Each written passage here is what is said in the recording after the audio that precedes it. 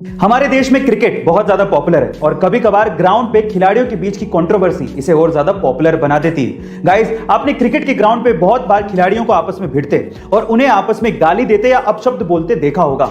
लेकिन क्या आपको पता है कि एक खेल का टूर्नामेंट ऐसा भी है जहां पर खिलाड़ी आपस में एक दूसरे को गाली नहीं दे सकते।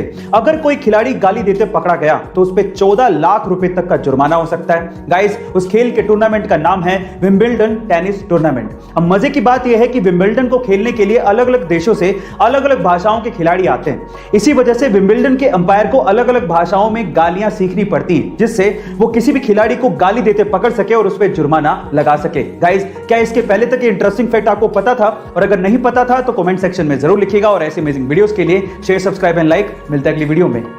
जब वो पैदा हुआ तो वो अंधा था। आसपास के लोगों ने ये देखकर उसके माँ बाप को कहा कि ये तो किसी बोझ से कम नहीं है, इसे तो मार देना चाहिए। अंधा होने की वजह से बमुश्किल उसे किसी स्कूल में एडमिशन मिला, लेकिन वो पढ़ने में बहुत होशियार था। 10th में 90% मार्क्स बनाने के बाद वो 11th में साइंस लेना चाहता था, लेकिन आंध्रा का कोई भी स्कूल उसे एडमिशन देने को तैयार ही नहीं था। कोर्ट में लड़ाई लड़ने के बाद उसे साइंस में पढ़ने को मिला।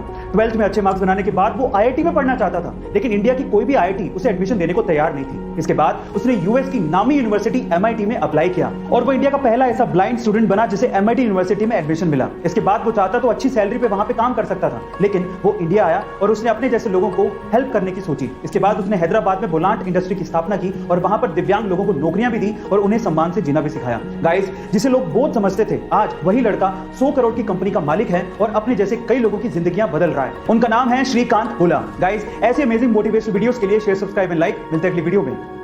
अगर आप फिट और हेल्दी लाइफ जीना चाहते हैं तो आपको आपके खाना खाने के तरीकों में कुछ बदलाव करने बेहद जरूरी हैं। उसमें से सबसे पहला बदलाव है आपको ठंडा खाना खाने की आदत छोड़नी पड़ेगी। बहुत से ऐसे लोग हैं जो कि खाने को भी ठंडा करके खाते हैं, पता नहीं क्यों, लेकिन उससे आपके डाइजेशन सिस्टम पे प्रभाव पड़ता है। आपके डाइजेशन सिस्टम को ज्यादा समय और ज्यादा एनर्जी लगती है खाना पचाने में। इसके अलावा भरपेट खाना भी नहीं खाना चाहिए, कुछ तो पेट को खाली छोड़ना ही चाहिए। आयुर्वेद ये कहता है कि भरपेट खाना ना खाने से आपका खाना बड़े आसानी से पचता है। और दूसरा, आपको व्हाइट राइस कितने भी पसंद हो, अगर आप वेट को लूज करना चाहते हैं तो आपको व्हाइट राइस यानी कि सफेद चावल छोड़ने पड़ेंगे।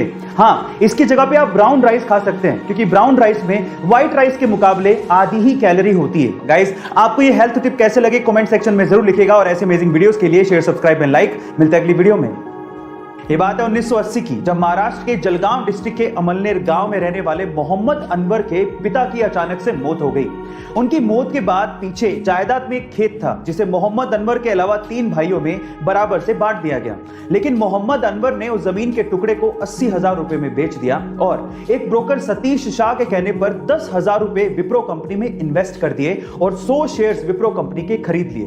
1980 में किया गया ये इन्वेस्टमेंट आज 40 साल बाद 1500 करोड़ रुपए में बदल चुका है, जिसमें से 200 करोड़ रुपए तो सिर्फ डिविडेंड के तौर पे मोहम्मद अनवर को मिले हैं। गाइस, ये है पावर इन्वेस्टमेंट की। तो आप किस चीज का इंतजार कर रहे हैं? इन्वेस्टमेंट करिए, डीमेट अकाउंट खुलवाइए, लिंक डिस्क्रिप्शन बॉक्स में ही गिवन है। ऐसे अमेजिंग फैक्ट वीडियोस के लिए शेयर, सब्सक्राइब एंड लाइक। मिलता है अगली वीडियो में।